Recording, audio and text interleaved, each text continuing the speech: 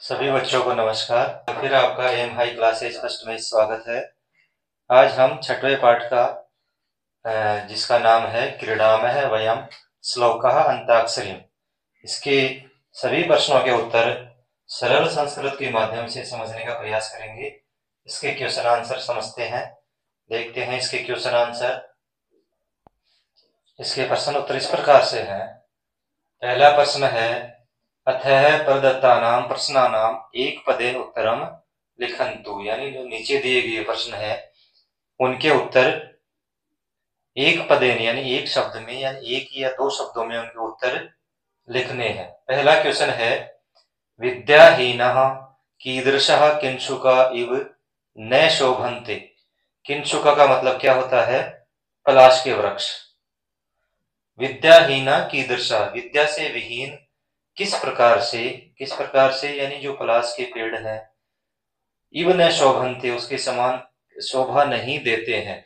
विद्या से विहीन किस प्रकार से शोभा नहीं देते हैं, इसका उत्तर होगा निर्गंधा, यानी उसमें कोई भी सुगंध नहीं होगी। निर्गंधा यानी उसमें किसी भी प्रकार की कोई सुगंध नहीं होती है, उसी प्रकार से शोभित नहीं होते हैं। जिस प्रकार से पलाश के जो फूल होते हैं उसमें किसी प्रकार की सुगंध नहीं होती है, उसी प्रकार से विद्या से विहीन मनुष्य भी शोभित नहीं होते हैं। दूसरा क्वेश्चन है धीमताम कालः कथम गच्छति। बुद्धिमानों का समय, धीमताम यानी जो बुद्धिमान लोग हैं, काल यानी समय, कथम गच्छति जो बुद्धिमान लोग हैं उन लोगों का समय किस प्रकार से बीतता है, व्यतीत होता है। तो इसका आंसर होगा काव्य शास्त्र विनोदेन। काव्य शास्त्र विनोदेन यानी उनका शास्त्र के पढ़ने से, शास्त्रों को पढ़ने में उनका समय व्यतीत होता है। अगला क्वेश्चन है केशाम कालः निद्रया कलहेन वा गच्छति। केशाम यानी किनका समय निद्रा यानी सोने में, कलहेन वा कलह करने में, लड़ाई झगड़ा करने में बीतता है। इसका समय निद्रा में यानी सोने में और कलह करने में व्यतीत होता है। किसका होता है? तो इसका आंसर होगा मूर्खाणाम। जो मूर्ख मनुष्य होता है उनका समय सोने में और दूसरों से विवाद करने में, कलह करने में उनका समय व्यतीत होता है। अगला क्वेश्चन है खलस्य विद्या किमर्थम। दुष्ट व्यक्ति की विद्या किस लिए होती है? किमर्थम यानी किसके लिए होती है, किस लिए होती है? तो दुष्ट व्यक्ति होता है, जो बुरा मनुष्य होता है, उसकी विद्या किसके लिए होती है? विवाद करने के लिए। विवादा यानी दूसरों से विवाद करने के लिए, कलह के लिए उनकी विद्या होती है। अगला क्वेश्चन है विद्या किमर्थम सज्जनस्य, यानी सज्जन जो मनुष्य होता है उसकी विद्या किस लिए होती है? सज्जन मनुष्य की विद्या किस लिए होती है? इसका आंसर होगा ज्ञानाय। सज्जन मनुष्य की विद्या किसके लिए होती है? ज्ञानाय यानी ज्ञान के लिए, दूसरों को ज्ञान देने के लिए उसकी विद्या होती है। अगला क्वेश्चन है चंद्रः केषां भूषणम अस्ति। चंद्रमा किसका आभूषण है? तो चंद्रमा किसका आभूषण है? तारों का, ताराणाम। तारों का आभूषण क्या है? चंद्रमा। अगला क्वेश्चन है सर्वधन प्रधानम किम। सभी धनों में सबसे सर्वश्रेष्ठ, सबसे प्रमुख धन कौन सा है? तो इसका आंसर हो जाएगा विद्याधनम। विद्या रूपी जो धन होता है वो सभी धनों में सबसे श्रेष्ठ धन होता है। अब दूसरा क्वेश्चन है अधः प्रदत्तानां प्रश्नानां पूर्ण वाक्येन उत्तरम लिखन्तु। नीचे दिए गए प्रश्नों के उत्तर पूर्ण वाक्य में लिखने हैं। नीचे दिए गए जो प्रश्न है उनका पूरे लाइन में उनका उत्तर देना है, पूर्ण वाक्य में उसका उत्तर देना है। इसका पहला क्वेश्चन है निर्गंधा किंशुका इव की न शोभन्ते। गंध से रहित यानी जिसमें कोई सुगंध नहीं है। पलाश वृक्ष, किंशुका यानी पलाश के जो वृक्ष होते हैं, इव यानी की तरह, के न शोभन्ते कौन शोभित नहीं होता है। गंध से रहित पलाश के वृक्षों की तरह कौन शोभित नहीं होता है? तो इसका आंसर होगा रूप यौवन संपन्नः विशाल कुल संभवा च विद्याहीना। जो जिसके पास रूप है, यौवन है, जो विशाल कुल में, विशिष्ट कुल में जिसका जन्म हुआ है, किंतु जो विद्या से विहीन है, वह मनुष्य उसी प्रकार से शोभित नहीं होता है जिस प्रकार से पलाश के वृक्षों पर जो फूल होते हैं लेकिन उसमें किसी भी प्रकार की कोई सुगंध नहीं होती है, उसी प्रकार से ऐसा मनुष्य जिसके पास रूप, यौवन और जो विशिष्ट कुल में जो जन्मा है, किंतु जिसके पास विद्या नहीं है, वह मनुष्य उसी प्रकार से सुशोभित नहीं होता है। अगला क्वेश्चन है मूर्खाणाम कालः कथम गच्छति। कालः यानी होता है समय। मूर्खों का समय कैसे व्यतीत होता है, कैसे बीतता है? जो मूर्ख लोग हैं उसका समय कैसे बीतता है? तो इसका आंसर होगा मूर्खाणाम कालः व्यसनेन निद्रया कलहेन वा। मूर्ख मनुष्यों का समय दुर्व्यसन यानी नशा करने में, निद्रा यानी सोने में, और दूसरों से विवाद करने में, कलह करने में उनका समय बीतता है। मूर्खाणाम कालः व्यसनेन निद्रया कलहेन वा, इनमें उनका समय बीतता है। अगला क्वेश्चन है दुर्जनः विद्याया धनस्य शक्ति च उपयोगम कथम करोति। दुर्जन व्यक्ति विद्या, धन और शक्ति का उपयोग कैसे करता है? जो बुरा मनुष्य होता है वह विद्या का, धन का और शक्ति का उपयोग किस प्रकार से, कैसे करता है? इसका आंसर होगा दुर्जनः विद्याया उपयोगम विवादाय धनस्य मदाय शक्तेः परिपीडनाय च। दुर्जन व्यक्ति विद्या का विवाद के लिए, दूसरों से विवाद करने में, धन का अहंकार यानी पैसे का अहंकार, और शक्ति के द्वारा, अपनी शक्ति के द्वारा दूसरों को कष्ट देने के लिए उपयोग करता है। अपनी विद्या का उपयोग दूसरों से कलह करने में, विवाद करने में, दूसरों को कष्ट देने के लिए, पैसे का अहंकार दिखाने के लिए उसका उपयोग करता है। अगला क्वेश्चन है कीदृशः मनुष्यः भुवि भारभूता भवन्ति। कैसे मनुष्य है भुवि भारभूता, इस पृथ्वी पर भार के समान होते हैं? तो जिन मनुष्य के पास ये सामने विद्याम न तपो न दानम, जो श्लोक था उसका इसमें पहली लाइन है ये साम विद्या तपः दानम ज्ञानम शीलम गुणः धर्म च नास्ति। वे मनुष्य जिनके पास विद्या भी नहीं है, तप नहीं है, दान जो नहीं करते हैं, ज्ञान नहीं है, अच्छा चरित्र जिनके पास नहीं है, अच्छे गुण जिसके पास नहीं है, वह मनुष्य इस पृथ्वी पर भार के स्वरूप होता है।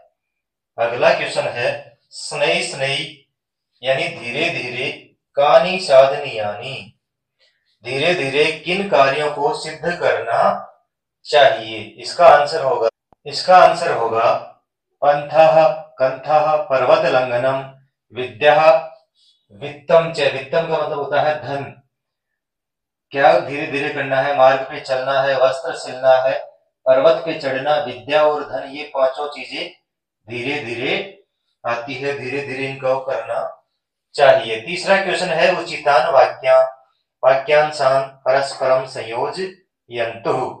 नीचे दिए गए जो दो कॉलम है उनको सही सही मिलान करना है। सही मिलान करने वाला ये क्वेश्चन है तीसरा। ये जो मिलान करने वाला क्वेश्चन है इसमें पहला है, एक इसमें रेड मार्क करके समझाया गया है तदा व्रतिश्च कीर्तिश्च यदा विद्या भवेत्व। ये एक इन्होंने कर रखा है, समझा रखा है। तदा व्रतिश्च है, जब तुम विद्या प्राप्त करते हो तब तुम्हें आजीविका और कीर्ति प्राप्त होती है, ये इसका अर्थ हो गया।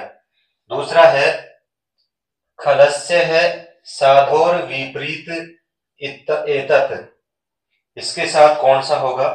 इसमें हो जाएगा ज्ञानाय दानाय च रक्षणाय। इसका अर्थ होता है दुष्ट व्यक्ति के लिए यह विपरीत है, सज्जन के लिए विद्या, ज्ञान के लिए धन दान के लिए और शक्ति रक्षा के लिए होती है। अगला है शनै विद्या शनै वित्तम, इसके साथ हो जाएगा मिलान पंचेतानि शनै शनै, पंचेतानि शनै शनै, विद्या और धन को धीरे धीरे प्राप्त करना चाहिए, क्योंकि ये 5 कार्य धीरे धीरे होते हैं। ये 5 कार्य शनै कंथा शनै पंथा शनै पर्वत लंघनम, ये जो श्लोक था इसकी ये जो लाइन है ये है इसमें।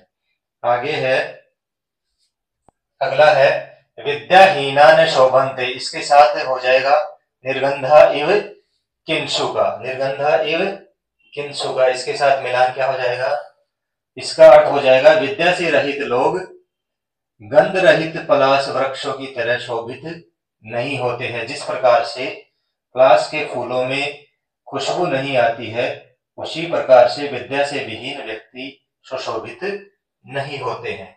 अगला है न चोरहार्यम न च राजहार्यम, इसके साथ हो जाएगा न भ्रातृभाज्यम न च भारकरी। विद्या के महत्व के बारे में बताया है कि जो विद्या होती है वो न चोरों के द्वारा चुराई जा सकती है, न राजा उसका हरण कर सकते हैं, उसको छीन सकते हैं, हड़प सकते हैं, और ना ही इसको भाइयों में इसका बंटवारा हो सकता है, बांटी जा सकती है, और इसका भार भी नहीं लगता है, ये भार स्वरूप नहीं होती है। विद्या क्या होता है, इसका वजन भी हमें नहीं उठाना पड़ता है।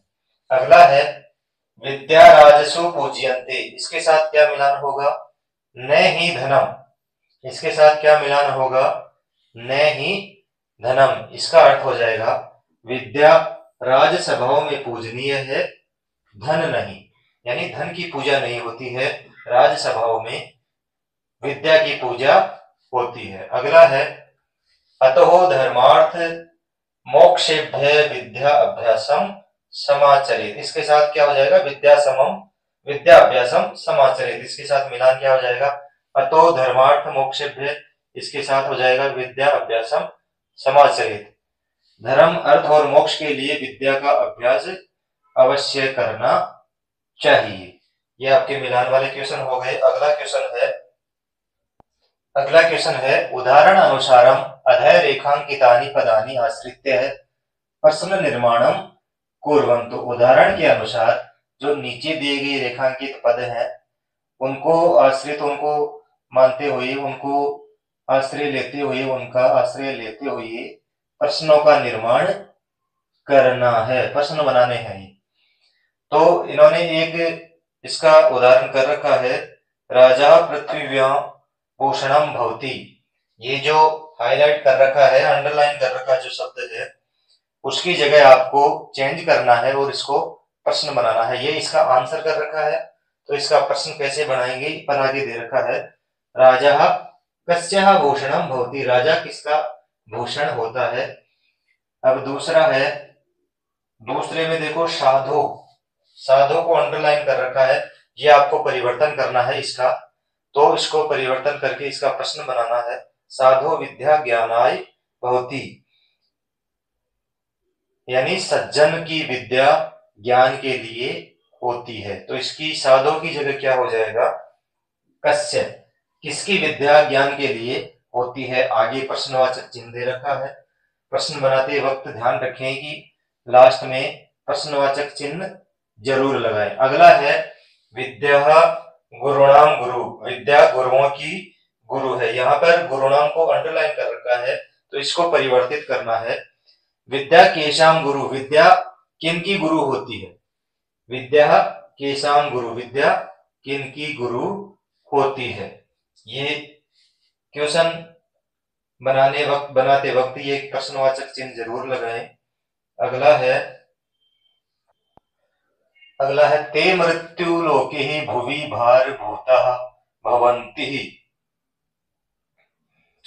इसमें भार भूता इसको अंडरलाइन कर रखा है, इसको चेंज करना है। ते मृत्य लोके, यहां पर मृत्यु लोके आएगा, उ की मात्रा है, मृत्य लोके भुवि भार भूता, मृत्य ही दे रखा है। भार के समान, इस संसार में भार के समान कौन होते हैं? ते मृत्यु लोके भुवि के भवंती। भार भूता की जगह क्या आ जाएगा? के, यानी इस संसार में पृथ्वी पर कौन भार स्वरूप में होते हैं। आगे प्रश्नवाचक चिन्ह है। अगला है विद्याहीना न शोभन्ते। विद्याहीना को अंडरलाइन कर रखा है, इसमें हो जाएगा विद्या से विहीन कौन शोभा नहीं पाते हैं, तो इसके हो जाएगा विद्या से विहीन शोभा नहीं पाते हैं, तो विद्याहीना की जगह क्या हो जाएगा? के न शोभन्ते कौन शोभा नहीं पाते हैं। अगला है सर्वस्य लोचनम शास्त्रम। सबकी आंखें शास्त्र है। सर्वस्य लोचनम, लोचनम का मतलब होता है आंखें, चक्षु आंखें। सर्वस्य लोचनम शास्त्रम, सभी की आंखें शास्त्र है, तो शास्त्रम की जगह इसमें क्या कर दिया? किम। आगे प्रश्नवाचक चिन्ह। अगला है विद्या राजसो पूज्यते। विद्या जो है राजाओं में पूजी जाती है, जिस राजाओं में जिसका पूजन होता है, तो विद्या की जगह क्या हो जाएगा? कहा किसका पूजन राजाओं में होता है, तो किसका होता है? विद्या का। अगला है काव्य शास्त्र विनोदेन। ये अंडरलाइन कर रखा है। कालो गच्छति धीमताम, बुद्धिमानों का समय। इसमें काव्य शास्त्र विनोदेन की जगह हो जाएगा केन धीमताम कालः गच्छति। काव्य शास्त्रों का अध्ययन करने में बुद्धिमान व्यक्तियों का समय व्यतीत होता है, तो यहाँ पर है का समय, बुद्धिमानों का समय किसमें बीतता है? किसमें बीतता है? काव्य शास्त्र आदियों का अध्ययन करने में उनका समय व्यतीत होता है। अगला क्वेश्चन है मंजूषात समुचितानि पदानि स्वीकृत्य है रिक्त स्थानानि पूरयन्तु। मंजूषा दी गई है, उसमें उचित पद लेकर के इन रिक्त स्थानों की पूर्ति करनी है। एक उदाहरण दे रखा है सज्जनस्य है दुर्जनस्य। फिर इसमें शक्ति, 2 बार शक्ति दे रखा है, दोनों के आगे कौन सा शब्द आएगा जो मंजूषा में दे रखा है? तो शक्ति का क्या उपयोग होता है? शक्ति एक होता है, पहले में आएगा रक्षणाय, रक्षा के लिए, यानी जो बुद्धिमान लोग हैं दूसरे को रक्षा के लिए देते हैं, लेकिन जो दुर्बुद्धि होते हैं दुर्जन, वो शक्ति का प्रयोग किस लिए करते हैं? परिपीड़नाय, दूसरों को हानि पहुंचाने के लिए, दूसरों को कष्ट देने के लिए। यहाँ सज्जन और दुर्जन के विषय में पूछ रहे हैं। दूसरी है विद्या। विद्या का उपयोग सज्जन किस लिए करते हैं? ज्ञान के लिए, दूसरों को ज्ञान देने के लिए विद्या का उपयोग करते हैं, तो पहले में आएगा ज्ञानाय। दूसरी विद्या में दुर्जन व्यक्ति विद्या का उपयोग क्या कैसे करता है? विवादाय। दूसरी क्या है? विवाद के लिए उपयोग करते हैं दुर्जन मनुष्य। धन का उपयोग बुद्धिमान लोग कैसे करते हैं? सज्जन लोग धन का उपयोग किस प्रकार से करते हैं? दानाय, दान देने के लिए धन का उपयोग करते हैं। और दुर्जन मनुष्य धन का उपयोग मदाय, यानी अपने घमंड के लिए धन का उपयोग करते हैं। अगला अंतिम क्वेश्चन है उदाहरण अनुसारम अधोलिखितानाम पदानाम विभक्ति वचनम च लिखन्तु। यानी नीचे दिए गए जो शब्द हैं खालिस्तान दे रखे हैं, उनमें विभक्ति और इसका वचन बताना है। एक उदाहरण उन्होंने समझा रखा है ताराणा, इसमें षष्ठी विभक्ति है और ये बहुवचन का रूप है। पहला इसमें दे रखा है विद्याम। विद्याम में क्या हो जाएगा? द्वितीय विभक्ति है और एक वचन का रूप है। विभक्ति और वचन पूछ रहे हैं, इसमें विद्याम का क्या हो जाएगा? द्वितीय विभक्ति एक वचन का रूप। धनस्य में षष्ठी विभक्ति एक वचन का रूप है। ये कलहेन में तृतीय विभक्ति है और एक वचन का रूप है। अगला है नराणाम। नराणाम में षष्ठी विभक्ति है और ये बहुवचन का रूप है, जैसे रामस्य रामयो रामाणाम, उसी प्रकार से नरस्य नरयो नराणाम। फिर है मृत्य लोके, इसमें कौन सी विभक्ति हो जाएगी? सप्तमी विभक्ति एक वचन। मृत्य लोके में सप्तमी विभक्ति है, एक वचन का रूप है। ज्ञानाय, रामाय की तरह चतुर्थी विभक्ति एक वचन। फिर है राजसु, जहां सु आ जाता है सप्तमी बहुवचन। से चाहे ये आ जाए चाहे ये, सप्तमी बहुवचन का रूप होता है। इस प्रकार से ये चैप्टर कंप्लीट होते हैं, इसके क्वेश्चन आंसर कंप्लीट होते हैं। धन्यवाद।